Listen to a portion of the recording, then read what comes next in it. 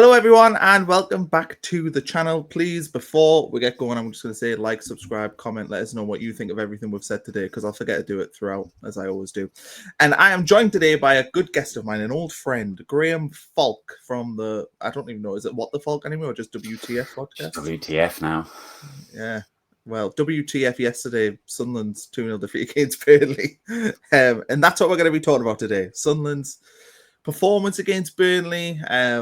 Certainly from my end, I'm not going to get too disheartened by it. I think, I saw a lot of people whinging on social media yesterday that people were reacting OTT, but I saw more people complained about that than I actually saw people reacting in a crazy manner. So I think the fan base is at a pretty level place right now. But Graham, you were at the game yesterday. What were your initial thoughts after the game? It's really odd. I said yesterday on the podcast that we did last night that I kind of feel like ever since Ballard and the Watson moments, I feel like I've won football. So like I'm never too low, but I'm always relatively content. I felt okay after the game. I think a bit of a pain in the backside that we got beat to a team who I think, whether they agree or not, will be there or thereabouts for relegation, and I think we probably will be as well, to be honest. Frustration in the sense that if Mayenda puts that chance away, or even if Talby puts that chance away, you're going, I think it's a different game. The lad behind, he was saying he was at the first goal and it's massive.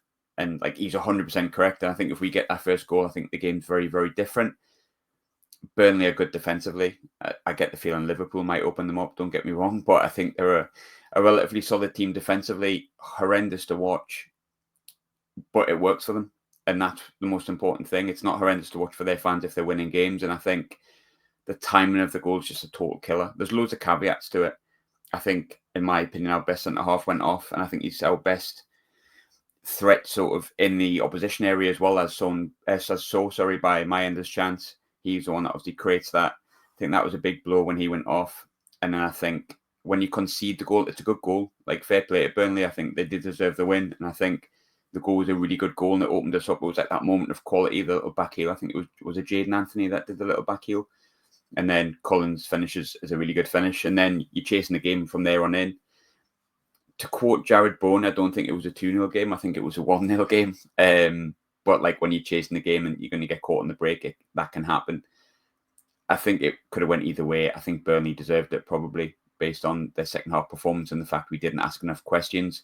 But I'm certainly not too low about it. I think it's all about how this team reacts. And over the past 3.5 seasons, even though there's been different players and different names in the lineups and in the squad, especially this season, we've seen the team respond perfectly almost every time if they've gone through a tough run or a tough game.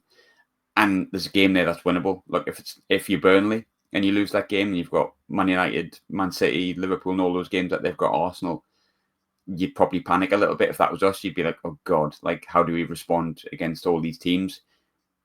Brentford won yesterday. I think you need to be respectful towards Brentford, but there's no part of me that's going, oh God, we've got Brentford at home next week. It's a winnable game. There's a chance to respond to it.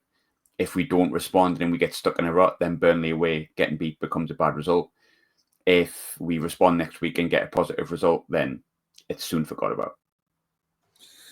Yeah, for me, I thought this was like a nightmare opponent for us, especially when I saw the game started, because I thought initially when I was sort of doing previewing and thinking ahead of the game, I was like, well, surely Burnley will have to come out a little bit in the first half in particular at home opening day, try and, make a mark, which is similar to what we did against West Ham. I thought we'd do that and we weren't necessarily as forthcoming, but the fact that we ended up with more possession, that's a telling statistic for me, because I don't think we want the ball particularly away from home. And I think Burnley had learned from last season when we went there. And I think they did dominate possession, if memory serves me right, in the game where we drew 0-0 at their place.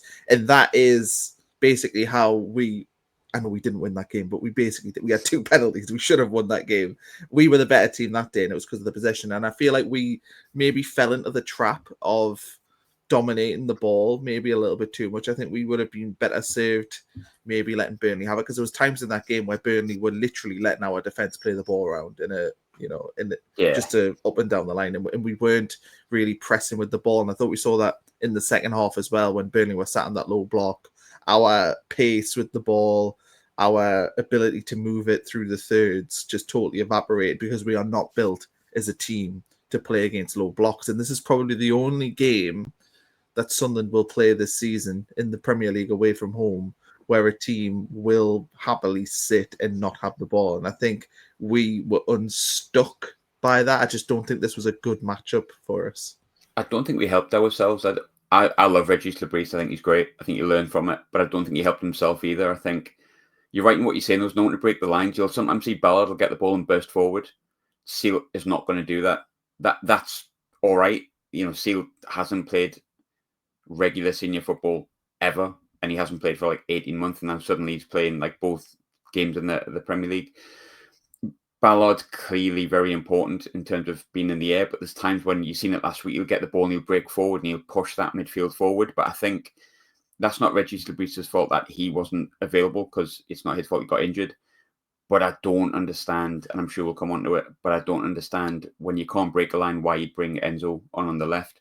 He's not winger. It doesn't work. And it's never really worked. Against Luke Ayling, maybe, but Luke Ayling's like, 45? And like, you can't get in a championship team that, you know, didn't even make the playoffs last season. I don't think it's a good barometer of whether he can play on the left or not. For me, when we were struggling to break the lines, you want to get Enzo on in the middle. I don't think our midfield played well yesterday. I don't think Siddiqui, Diarra or Xhaka played well. I didn't think any of them had a good game, and none of them looked like being able to break a line. I think when Enzo came on, you could see he wanted to do stuff like that, but when he's on the wing, he's got to do like these little sprints and he's got to do a couple of tricks to get past his man. It's just not his game. I think if you're struggling to break a team down and a team sits in a low block, Regis could have helped himself by bringing on Enzo, taking off Diarra. I'd say Diarra, I think, was maybe... Actually, no, I'd say Xhaka was maybe the worst of the three, if I'm completely honest. But if you bring on Enzo in like a number 10 or a number 8, you're taking off Habib Diarra or you're taking off Siddiqui because they're the more advanced. I would have probably took off Diarra, brought on Enzo, give yourself a chance of breaking a line. I think we kind of ruined it for ourselves by putting our most creative player in a position that he has to do more work to get into a creative position. And it just didn't help. So I don't think Reggie's helped himself either. But it's for all of us. We've been out the Premier League for 8 years. It's a very different division. And I know Burnley are not a seasoned Premier League team, but they finished above us last year. They're obviously a decent side. I think they deserve a bit of credit for the way they played. Well, a lot of credit for the way they played yesterday. Pressure game for them. But I think we could have helped ourselves, and Reggie's could have helped himself by putting our most creative player in the most creative position that you could possibly give him. Yeah, I mean, we're gonna go all over the place on this because there's so many things I want to talk about, and you know what? It's my show, so I'm just gonna do it. Them substitutions though, I thought, you know, when he brought Isidor on and he brought Lefay on and he took off Mayenda, he took off Adingra, and then did he take off Talby as well and bring on Robert? He took off Talby. Yeah. He brought Robertson. So what I would have done there is I would have find the Roberts Talby, that's totally fine. But I would have had Diarra and Siddiqui off. I would have brought on Lefay and I would have put Isidor up front with Mayenda. For me, that game was crying out for us to give their back four something to really think about. And we knew, look, if you watch the last half an hour of that game, Burnley just sat in a low block and were not really that interested. Obviously, they did get a counter-attack goal, but they were more interested in just protecting their net and protecting their box. So, I know he brought on Gio sort of with maybe 15 minutes left. Well, probably 25 minutes left because it was 10 minutes at that time. But he brought on Gio to put the two up front. But for me, that was crying out to put Mayenda up there with Isidor. We can see how damaging they are together. We saw in the playoffs that basically that's what he did when we were at 1-0 down. He brought on Lefay to go on a 2 in central midfield. He brought on Isidor to go on a 2 up front with Mayenda. And I sort of thought, to me, that's what I would have done. And he's reluctant, I think, to change up that middle three. He obviously loves that middle three together, which is fine. And I think that's a really good middle three. But when you are chasing the game, you're losing 1-0 in a game that really you want to be getting a draw from. Like that was the bare minimum. I know we can't be, it's an away game in the Premier League. It's no disrespect to Burnley. I thought Burnley were good yesterday. But from our perspective, we should be trying to get a draw from that game at that point. And I just think the best chance for us to do that would have been leaving Xhaka on because he's more defensively responsible. And you just leave him there to sort of maybe act as almost a back three.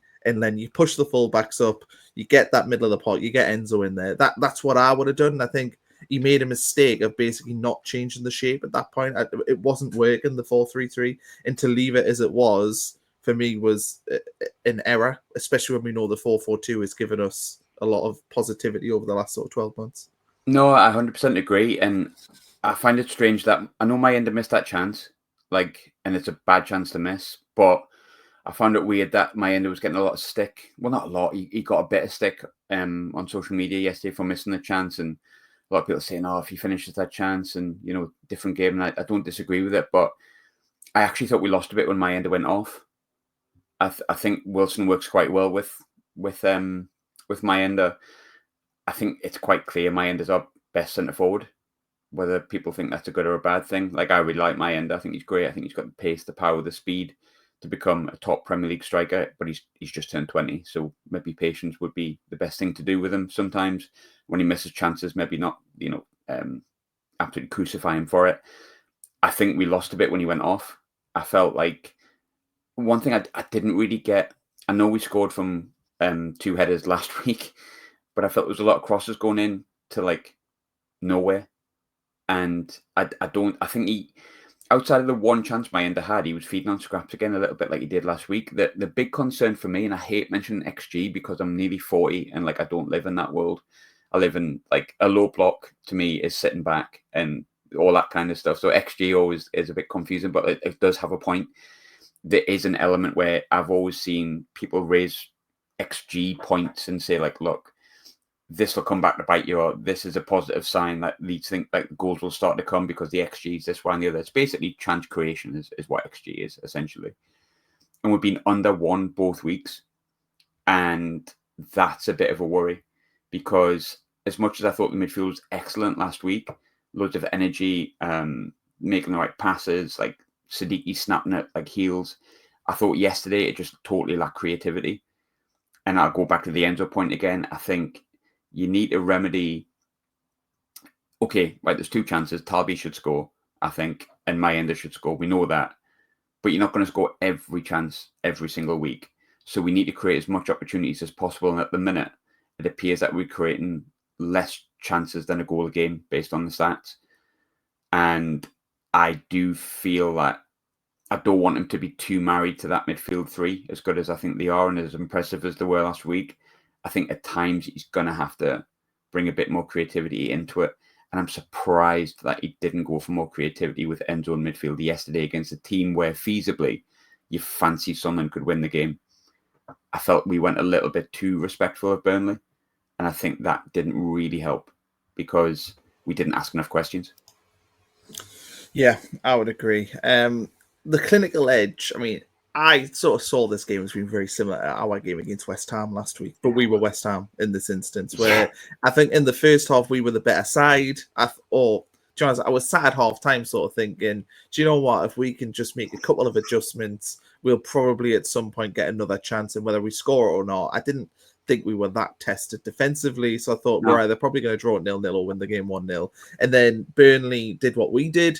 They came out in the second half and they just had a bit more purpose to their game. They clearly, I don't know if they had a rocket shoved up their arse or not, but it just felt like they had a bit more intent, and they came out. And even after they scored, I felt Burnley were the better team for probably till about 60-65 minutes, and they looked like if anyone was going to score again, they were probably going to score again.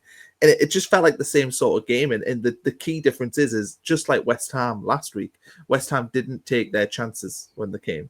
They didn't take the couple of moments they had in the first half, they didn't score. And then for us this week, I think the Mayenda chance, that's a golden chance. That really has to go in. I think the Talby chance is probably a 50-50. It was a tight angle. I'm not going to crucify him for missing that one.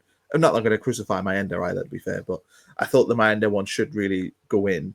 And that was the difference in the game for me. In the Premier League, you have to take chances when they come along. That's how you win games of football. In the Championship, you get 5, 6, 7 chances in a game, to be honest, without even being particularly good. It's just the way that league works. It's a much more... Just a lower level. And I think, the first goal in the Premier League is going to be so much more important than it is in the Championship. Not that I'm saying we can't come back, but I think the first goal in any game this season is going to be massive.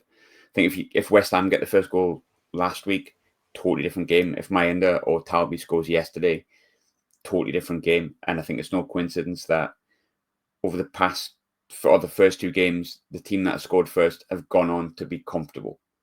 Like, it's just more tactical. Like, if you score first, you do sit back a bit, you do sit in and then wait to kind of break.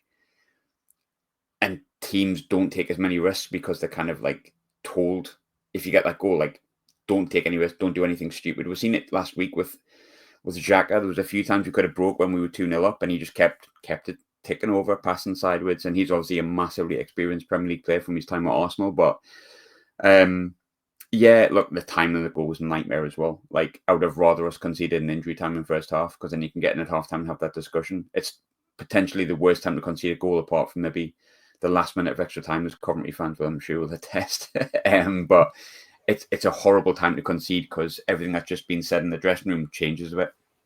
And then you're getting instructions from the touchline, and then you're having to chase the game. And I think for Burnley, we've seen it last year in the Championship, when they go 1-0 up, it's perfect for them, because they can just sit in and break, and they've got a decent bit of pace. And dare I say it, Scott Parker might have learned from his last couple of stints in the Premier League.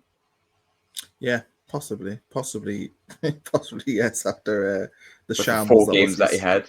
Yeah, yeah. Let's talk about Ballard, because I think that we have touched on him, but losing him so early in the game was a massive blow. And I felt that Burnley were worried about him defensively. I'm not even talking about Ballard's defensive work, but I thought Burnley were worried about him as being a threat. And I think losing Ballard for a long period is a massive blow, but B, this is nothing against Jensen Sealed, and it's no criticism of him, but he is not a Premier League centre-back. He is a player that needs time in the Championship or maybe in a foreign league to learn his game.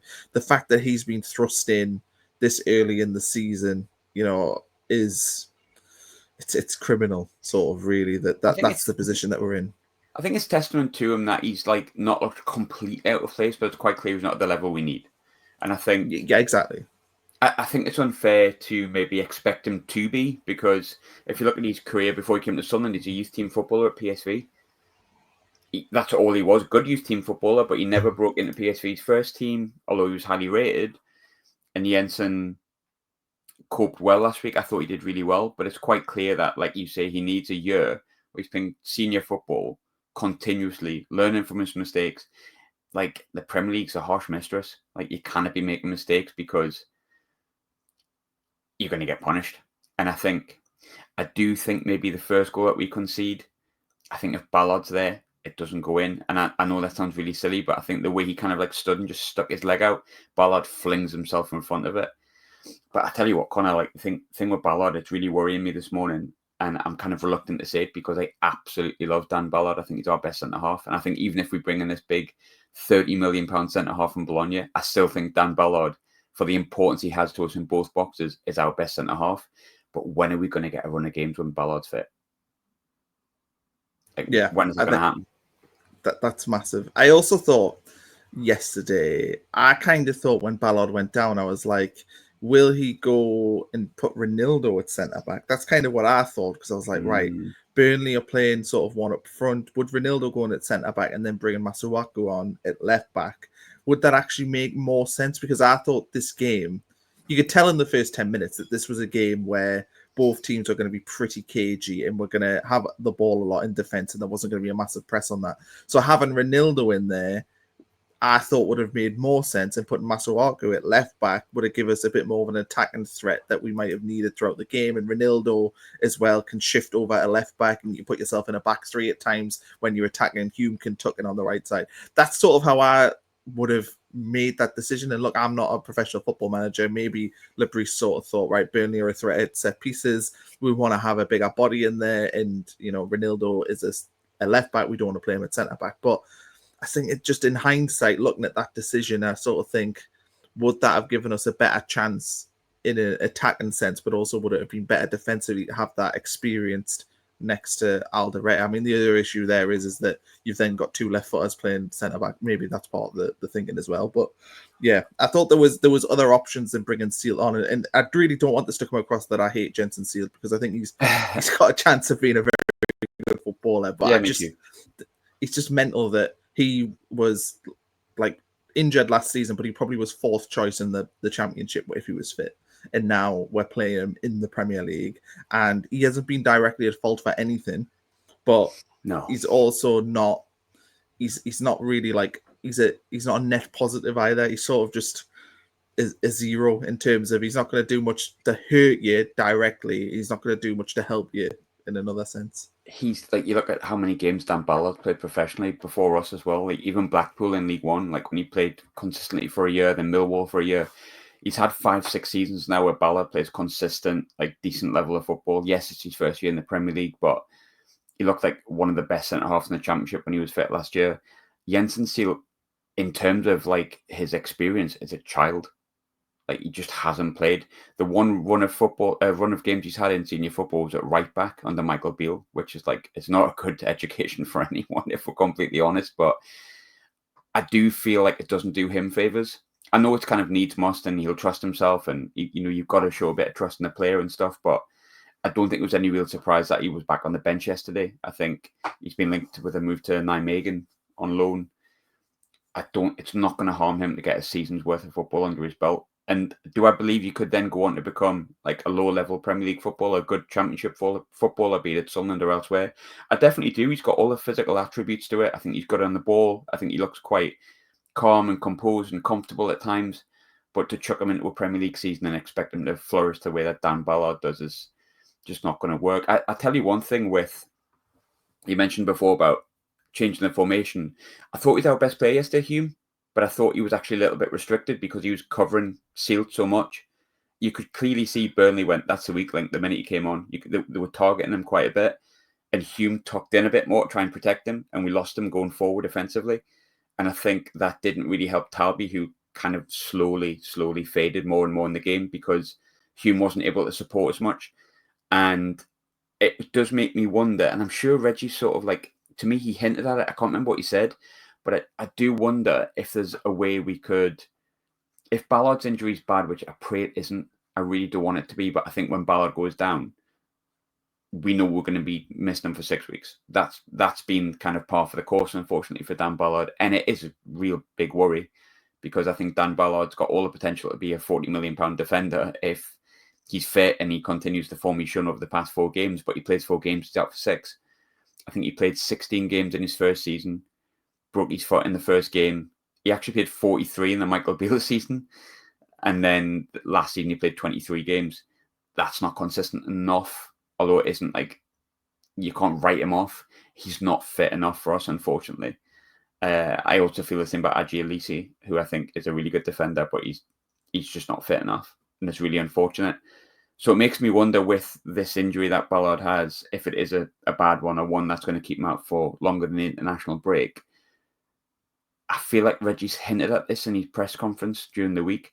Could we revert to a back 3 with like a Hume on the right, a Ronaldo on the left, Alderete in the middle, and then he could potentially bring Enzo into a midfield 3 because he feels like there's a little bit more protection, a little bit more energy in the midfield, with that sort of back 3 being able to push up and like Xhaka sitting just in front of them.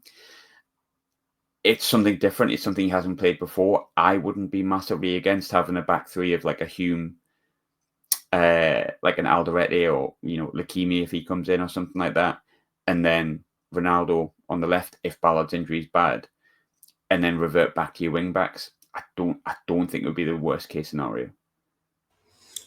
No, I think the players that they've signed would lend itself to that because Mukiele can play on the right side of a back 3 as well, or you can play at right wing back. And then Masuaku, from what I understand, is more of a left wing back than what he is directly being like a left back and a 4. So they've definitely recruited that they can play a 3 or 5 at the back.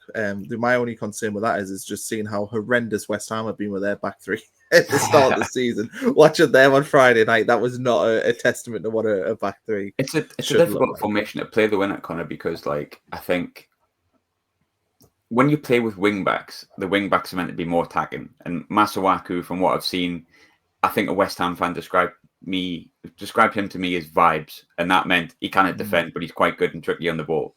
So you're right in what you're saying. We can play with wing backs, but like in the Premier League, there may also be, just for like devil's advocate here, there could maybe be teams that go, right, okay, they're playing with wing backs. Let's make that a back 5, not a back 3. and they just push them back. We did that with West Ham last week. We just pushed their 2 full-backs right the way back and suffocated them.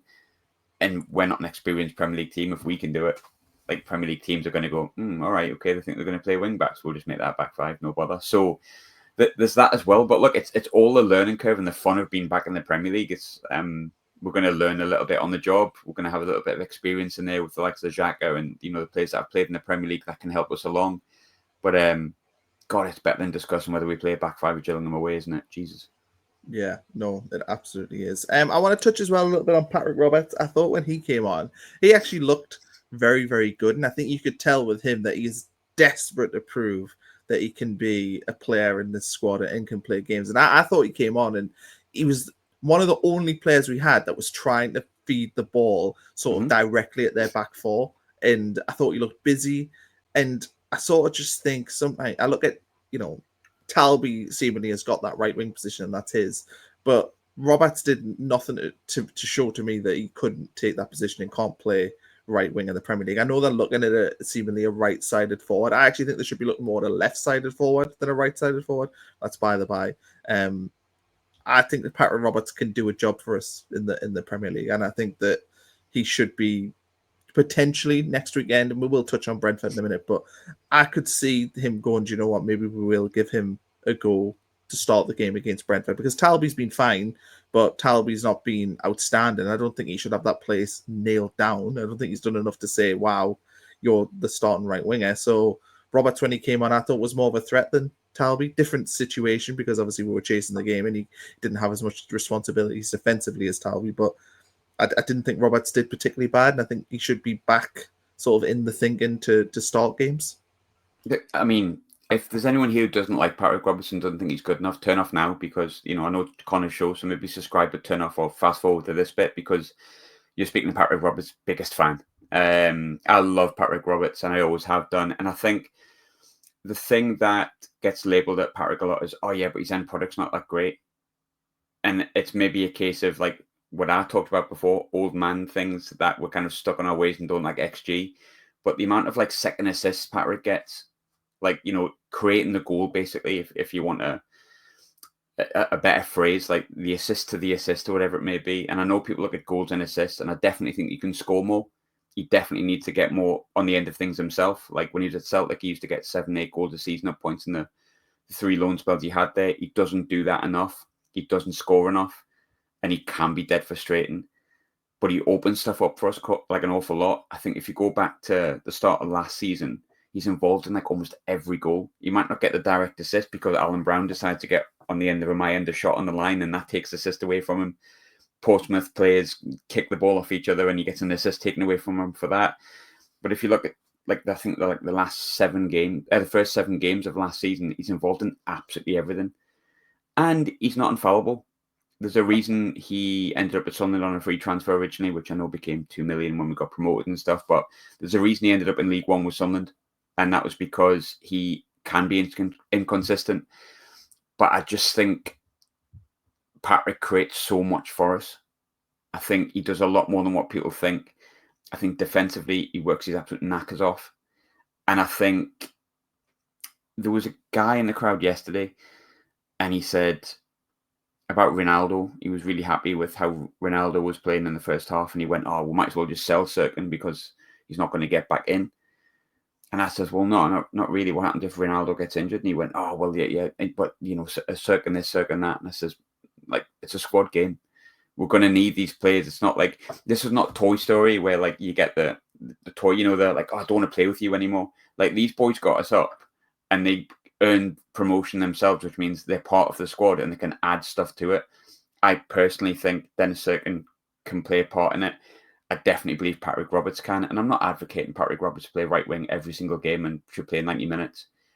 I think he probably lacks a little bit of consistency at points in the Championship from what we've seen. For me to advocate Patrick Roberts playing every single week in the Premier League, but can he play a part in the squad? I think it would be absolutely silly not to. Like, the boy's got so much natural talent. He's done so much for us. He's turned up. I mean, for me, he changed the playoff final. He's a big game player. I think to just go, oh, we spent £150 million, let's chuck all away these nice ones that got us away. including like Dan, that got us there. Let's just chuck them away, including like Dan Neil, I think would be like naive, because we're going to need a squad. We've seen that yesterday. Like Ballard gets injured and Seal came on. We thought we had enough centre halves. We don't. So I think to kind of write off the likes of Patrick Roberts would be probably the wrong thing to do, when the other option is you're putting all your trust in a 19-year-old kid that just came from Belgium to kind of produce the goods. I think Patrick Roberts will be needed this season indefinitely. I thought he looked bright when he came on yesterday. I understand the frustrations with him, but I don't agree. I think he's a good player. Yeah, I do as well. And I also think that if you're a left back going against Patrick Roberts, you are not happy, because he is so tricky and so dribbly. And you see so many teams also, they mark him out of the game. And I don't think we utilize enough the fact that teams sometimes put 2 or 3 men on him. And that means that other players should be free. And we don't necessarily utilize that. But anyway, let's move on and talk about Brentford ever so briefly, because it is in 6 days. So we can't really do a preview on it. But what we can do is talk about how important the game is and whether or not, it's raw. We are just, less than 24 hours after the game. So, you can be rash in your thought process. But is there any sort of changes that Regis could make? Because I mentioned potentially, and obviously we've talked there about Patrick Roberts. Could he come in on the right side? If Ballard isn't fit, do you then think about, right, okay, does Mukiele play in there at right centre back? Do you go to a back three? I don't think you'll go to a back three. I think that if we're going to see that, that'll probably come after the international break. I don't see him doing that, with a week's preparation for a game. So I suspect it'll be the same sort of 4-3-3. Do you bring in Enzo Lefebvre? That's another question. Does Mayenda still continue up front? Does he even totally shake it up and go with a 4-4-2 and try, we saw that a lot last season. It's going to be very, very interesting, because I think going into the Burnley game, we knew exactly how Sunderland were going to play and line up. Going into this game, I think there is questions about whether or not he can change things. I think Reggie's probably going to keep it similar. The question will just be around fitness of players. But I personally would love to see Lefebvre come in there. And I think getting him in that midfield three, and there is nothing wrong with a Siddiqui or Diarra coming on 60 minutes and giving you a bit of energy in there and winning you the game, or keeping the score, hopefully with Sunderland winning. There's nothing wrong with that. And I think we need to treat this as a squad game. But for me, if I'm being honest, I want to see Enzo Lefebvre in the middle of the park next weekend. So of everything that we're going to talk about tactics-wise, that is the one change I would make. But how would you expect Reggie to approach the game, and how would you approach the game if you were in his wonderful shoes? I feel like Reggie does this thing where he does things that I probably wouldn't have done, but then he proves why he's the manager and I'm not. So do I trust him to do it? Yeah, 100%. I trust whatever he wants to go with. But I think, and I'm not saying go gung-ho, but I don't think there's such a thing as a must-win game at this point. There's far too many games. But it would be damaging if we didn't get a positive result. And I'll include a draw in that, because you then go into international break, losing 2 of 3 winnable games on paper, which we went, not a bad start that. I think losing next week would be disappointing. I think we need to be really respectful of Brentford. Ross was talking about it on the pod yesterday. I think we got a little bit too big for our boots and a little bit disrespectful of Burnley at points during the week, because we're happy and we thought, we'll go to Burnley, we can win this Champions League, why not? It does happen, but I think we need to be respectful of the fact Brentford are an experienced Premier League side. Yep, they've got a new manager. Yep, they've lost 2 best players, arguably 3 best players if you include Norgard in that. But they're a good side. They beat Villa yesterday. They're not daft. But one thing with Brentford is, even under Thomas Frank, when they had those players we've mentioned before, they didn't travel all that well. They actually don't have that good of an away record over the years, or certainly not perfect. And there's a chance to win a game. I don't want to see the midfield that started last week, and I don't care who he takes out. I genuinely don't. For me, you've got to have a little bit of creativity. The first 2 games have shown we're not creating enough. We were clinical in the first game, but we're not creating enough. How do you fix that creativity? Enzo Lefebvre. It's pretty simple. And there's an argument, I think, to bring in Patrick for Talby. I don't actually want. I think Talby's been all right. I thought he was really good against West Ham, and I definitely see what he's got. He's like a whipper. He's got a lot of pace, I think he'll create a lot. I like the fact he's got a lot of movement. He was dropping in the 10 and stuff a little bit yesterday. He kind of played what Roberts used to do sometimes last season. But he's 19, Talby, and I don't want... In the same vein that I said with Mayenda last year, I think a lot of people were kind of worried about Mayenda playing up front all season, said we need a striker. Then you bring Wilson in, and Wilson hits the ground running. And that's when you really started to see Mayenda flourish, when he could come off the bench and add to it in the last 20, 25 minutes. I would like us to bring Roberts in on the wing ahead of Talby. I don't want Talby to feel like he has to produce consistently at 19 years of age. That's a lot of pressure for a kid. So I would bring in Enzo. I don't care who you take out in midfield. I'd probably take out Siddiqui, if I'm honest with you, which is harsh, because I actually thought he was the best of the midfield three like yesterday. But I think Diarra is a little bit of a class above. I think Siddiqui's obviously quite raw still, and Xhaka I don't think you can really take out as poor as I thought he was yesterday. Robertson for Talby. If Roberts doesn't produce, if he has that chance and he doesn't have a good game and he doesn't produce what he needs to do, Talby can come off the bench and he's fast, he's got pace, he can go against tiring legs. At the back, I'm really concerned if Ballard's not fit. Like, I'm really concerned if Ballard's not fit. I think he's our best in the half. But the way he went down yesterday when he tried to run back on and then he just collapsed, I was like, oh God, here we go. That's 6 weeks. I think it's fair to say that I don't think he'll be fit. If Ballard's out, oh God, I wouldn't play Sealed. I wouldn't. In the same vein that I don't want the level of pressure on that kid. I don't think it's fair on him. I don't think you can expect him to be like a good Premier League centre-half that's going to be brilliant every week. You just can't. Everything we discussed before.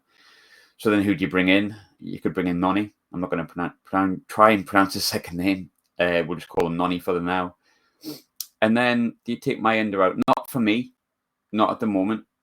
Because I don't think Mayenda is the kind of player that beats himself up when he misses a chance. I think he's quite the opposite. I think he's just dead confident. He's cool as a cucumber. I don't think he gets too high when he scores. I don't think he gets too low when he misses. So I'd persist with him. But I think you've got two decent options on the bench there. I thought Gio was all right when he came on. I thought he did a decent enough job. Although we were chasing the game and it was kind of half chances. I thought he looked a big physical specimen, which I thought was a bit different. I love Wilson. I think he'll score your goals in batches as opposed to consistent goals over a period of time. He'll probably get you 7 and 5 and then not score for 10. I think that's what Wilson is, and that's fine. He scored against West Ham, so he's probably going to feel a bit confident. There's options on the bench there with if Mayenda doesn't look like he's getting through Brentford or Brentford have worked him out. There's two different options you can bring on. So for me, if Ballard's not fit, I think you bring in Noni. I think that's what we go with, unless we sign Lukimi in that period of time, which he played for Bologna yesterday. It doesn't necessarily look like that's imminent, despite the reports, although things can change pretty fast in football, can't it? I think Xhaka was on the beach in Brazil with Leverkusen, and the next day he was in a red and white shirt, so things can change. Let's assume Lukimi doesn't sign. I think we stick with the same formation. I think you bring Enzo in for Siddiqui. I think you bring Roberts in for Talby, although if Talby continues to play, I'm not going to complain too much. And I think you probably bring in Noni on the right-hand side of the back four. And they're the changes I would make. But there's a game in midweek against Huddersfield where like some of the fringe players have an opportunity to prove themselves as well. So, there might be someone that makes himself almost undroppable. Again, yeah. You know what I mean? They can make they can take a chance. Yeah, the midweek game will be very, very interesting. It will probably hint to us as well who will play at centre-back, because you would guess that they would rest. Does Leo Yelder come in? What about Leo Yelder? Yeah. We're all forgetting the vibes. Injured? Yeah, sadly. I think, that's my biggest concern. All these centre-halves were signing. As I said before on Twitter the other day, where does Leo Yelder fit in? Yeah. Do you know, up front, yeah. I actually think there's an argument that Gio starts up front. And my thought process behind that is that if you are at 0-0 or you're losing the game on 60-ish minutes, and then you bring on Mayenda and Isidor together as a 2, I think that's a real problem for Premier League defenses. And I think Gio might be able to offer us better, just for starting strikers. It's all about sort of getting one on the centre-backs, isn't it? And being physical and whatnot. And I think Gio has that maybe over Mayenda and Isidor. So I just wonder if maybe the plan will be to give Gio the start in the game against Brentford and try and keep the game 0-0, similar to what we've done a lot. We've had a lot of success late in games over the last, the last three of the last 4 games. No, 4 of the last 5 games. Is that right? Yeah, 4 of the last 5 games. I just wonder if maybe you would do that, and bring Mayenda out and then put Mayenda and Isidor together, because we know that they're better together as a 2 than what they are playing up individually. And that's why, I touched on that at the start of this when we were talking about the fact that he brought Mayenda off for Isidor. I was like, well, you're playing like a 0.75 version of the 2 of them by not having them together. When they're together, they're like whole, they're complete. When they don't play together, it's because he wants to be a bit stronger in midfield. Yeah. When you're chasing a goal, the 2 together, the 2 Sheffield United games, player final in the home game when they played up front. I loved it when we went 4-4-2. I seen there was a tweet yesterday, I can't remember the journalist, said don't be surprised if Sunderland go for an experienced striker, and mentioned Jamie Vardy. I wouldn't be I know I don't think it's going to happen, but I would not be against Jamie Vardy coming in and giving a bit of experience to these 3 young lads as well, because I think it would be nice to have an experienced Premier League option off the bench that can just nick you a goal when you need one, like yesterday. And I know Jamie Vardy's the obvious answer, but someone like that as an alternative option wouldn't be a bad shout if you can get them on a pay-to-play or something like that. The contract that nobody ever signs. There's been since Louis Saha, I think, signed one for Everton donkeys years ago. I don't think that. But it sounds good. It sounds nice. It does. I don't think that they'd go for a player like Jamie Vardy. I do think though that we might be shocked that they might bring in 3 players. I think they obviously need to bring in a centre back. That's imperative. I think a left-sided. It seems to be a right-sided forward they're going for, which I don't understand. But it should be a left-sided, because Llorente was left-sided. They need to find that player, and then I do think they could maybe do with an option down the middle. But then if we're talking about a lack of service, yeah, true. But we talk about a lack of service, though. That is the lack of service coming from the striker. Is Mayenda not doing the right things to get service, or do we need to go? Do you know what? We trust Mayenda, Isidor, and Gio to score goals. We just need to get them in the position, which therefore means we need to bring in a winger that can do more. Because I think Adingra can create from nothing. I just don't think Talby is necessarily there yet. So maybe that's the thought process. They don't trust that Talby and Roberts will be able to create loads, so we'll bring in that side. But for me, I would be trying to get a centre-back, a left-sided forward, and if I'm being really greedy, a striker. Probably not Jamie Vardy. I'm not on the same page with you there on Jamie Vardy. All I'm saying is he's still a free agent in August, the end of August. With Jamie Vardy bagging in a derby, just think about it for a moment and imagine foresee it. I'll tell you it's interesting you said about right wingers. Ahmad's playing right wing back at the moment for Manchester United. I'm sure he's very unhappy. You don't have to tell me about Ahmad. like the dream, isn't it? But Adingra can play on the right. Yeah, I agree with what you're saying. I think the left, especially with Mundell's record recently with his hamstring injury, I'd love Mundell to be fit. I really, really like Romain Mundell. I think if you'd spent, I know there's a lot of chat about Adingra and stuff, but I still, if it was me, Mundell's totally my guy, but obviously he's not fit and he's not going to be fit for 8 weeks or something. For me, the left needs a bit more competition, because if Adingra doesn't play, who goes on the left? Enzo. It just doesn't work. And we do need more creativity, because you can quite clearly tell from the first 2 games that we are not creating enough, and you've got to go on the evidence that you've got. And I know XG is a contentious thing, but let's change XG to we're not creating enough chances. We were clinical with 2 headers last week. Wilson then scores a really good individual goal, which you could say the keeper should maybe do a little bit better, because it does go under. He should have definitely done better. He doesn't look very good, by the way, for the record. That goalkeeper does not look very good. Is that a stinking start? He'll have an absolute screamer against us down at London Stadium later in the season. I've said that and that'll be clipped up. But we clearly need a bit more creativity. I don't feel like the problem. Mayenda missed a chance yesterday, so he's gonna get stick. But he didn't really, and none of our strikers really got a chance after that. And I think that comes down to the fact that the midfield and the wings didn't create enough yesterday. Yeah, well, we also got probably our most creative player, who we bought to play in central midfield, that we've literally never, apart from half an hour in the playoff final, played in central midfield. So there is that. Anyway, I think this is a good place to wrap this up. So thanks for coming along, Graham. Are you going to the game midweek against Huddersfield? Or I'm not? not, mate. I feel bad saying that, but it's like it's rough coming from Glasgow. Like, and we've done the first 2 games. Will be obviously at Brentford. Still got my season ticket. I sometimes need a bit of a rest. Yeah, that's fair enough. I'm actually very disappointed that me and the wife are away next week. I forgot about the League Cup second round, as you do. Booked a trip away, and therefore will not be there. Just disappointing because I wanted to see Dan Neil Strutty's stuff for maybe the last time. And Lyndon. Yeah, there's that as well. Alan Brown gets some minutes. The real MVP. Yeah, it'd be very interesting to see who actually gets minutes. You presume anyone who's a fringe player that doesn't play in that game is going to leave. I mean, I reckon by my count, there's about 16 fringe players that are available to leave.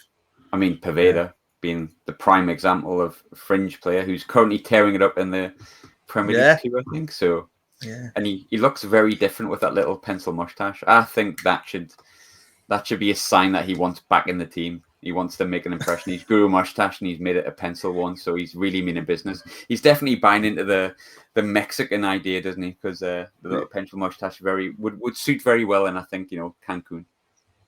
Pencil mustache reminds me of Vince McMahon. You seen him recently with his his get up with the dyed mustache and the dyed hair? Right, I didn't think we were talking about Vince McMahon, but there we are. Yeah, right, Graham, thanks for coming. Everyone check out Graham's podcast as well. How long has it been going on for? 5 years, maybe. Sadly. Yeah, sadly. He always tells people not to subscribe, but I think subscribe to it. You like listening to Sunderland stuff. You said that, not me.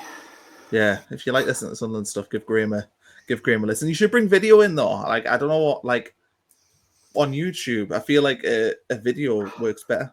Yeah, I largely agree, but I did a video on an opposition one last week, and some Sunderland fan commented on it, saying that I look like I've had a rough paper round for the age of 40, that he's 20 years older than me and he looks miles younger. He didn't have a profile photo, is all I'm going to say. But hurt me feelings, Connor, because I'm very superficial and need validation all the time. That's fair enough. Well, I wear a hat because I'm bald, so. I mean, I'll borrow you some if you want. I've got quite nice thick hair. I've got something going for me. Yeah, I don't have the hair. I can grow a beard, although it's not really there at the minute, but I can't grow a beard. You've obviously got a mustache. I can do a pencil mustache. Yeah, next time you come on, do a dyed Vince McMahon pencil mustache next time you come on. Right, Graham. Anyway, we're definitely past the point of no return now, so let's call it a day. Thanks everyone for watching. Please like, comment, subscribe, do all them things I said at the start, and we'll catch you for the next video, whatever it may be. Hopefully, it's about like a player signing or something. A centre back would be lovely, or a surprise centre forward. If Fabrizio here, we go out of nowhere. Ahmad. If it's Ahmad, I don't know if I'd be able to make a video, to be honest. I think it would just be me screaming for 10 minutes. So, fingers crossed. But yeah, thanks for watching, everyone. We'll catch you for the next video.